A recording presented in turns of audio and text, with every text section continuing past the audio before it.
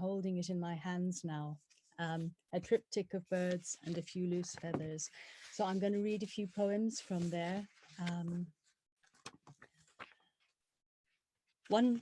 The first one is called Drowning. And when I was about 9 years old, I did actually nearly drown in Brighton.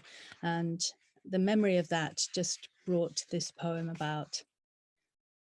Waves suck in, cast out, yank you off your feet, pummel empty of breath, thresh you in the shingle.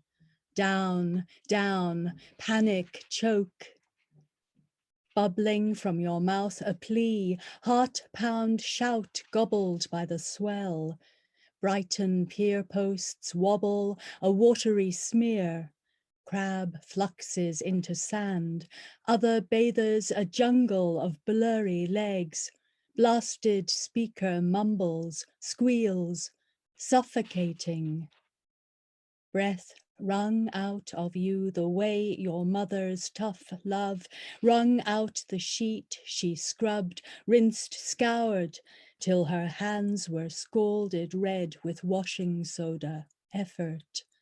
Puddles on the draining board, the floor, faded pink and gold flamingos on her apron, soaked through to the quill from all that splish, splash, sluice, to erase a stain stubborn as sin, even coaxing and crooning, the salt tears she wept throughout, parching her to a whip of winter skirmished kelp, did little to appease.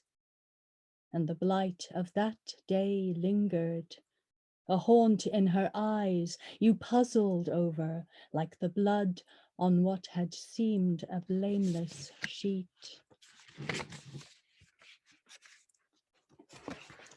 The next one, it is from the pamphlet, and it also was published by Dempsey and Windle in Horses of a Different Colour.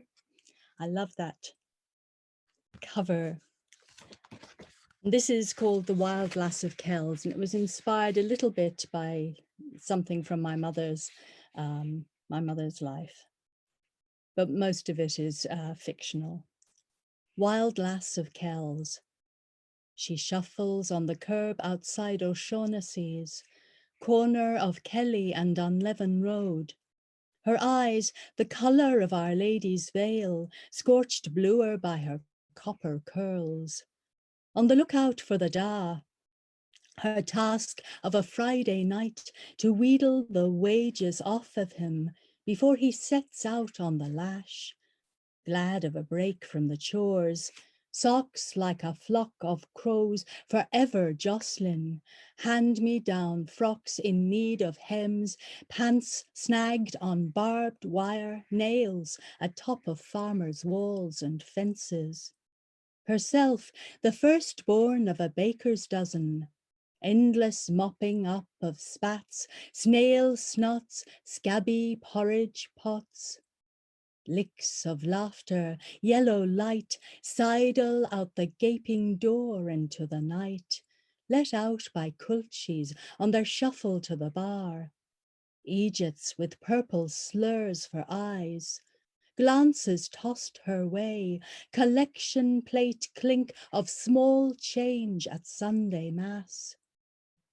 The odd time a flash of lust, the most times shame. A rare smile to build her up. Sure, aren't you a dote now, Delia? Looking out for your mammy. God bless yourself. Eyes cast down, pious daughter of the Virgin, Lord love the child, in her wilting dress, miraculous blue medal clicked to the chest of her tatty cardigan.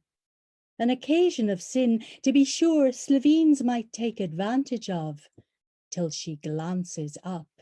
That glare, brazen as hell's fires, from the child of Mary of the Scry Eye, seventh daughter of a seventh son, flame hex of a wild blood tinker, skipping off home to a last scald of the pot, wedge of soda fall, thick with dripping. Her pocket is a clatter of coins, only the lighter by a bleary-eyed pint. And just a last couple of lines. This pamphlet is dedicated to my mother, and she also loved birds. And the dedication is called Heart's Ease. They swoop in a whimsy of long-tailed tits. Do they sense from afar spider hatchlings swarming over terracotta pots? Seed stash pansies, forsythia tipping yellow. My heart hankering for their cabrioles of joy.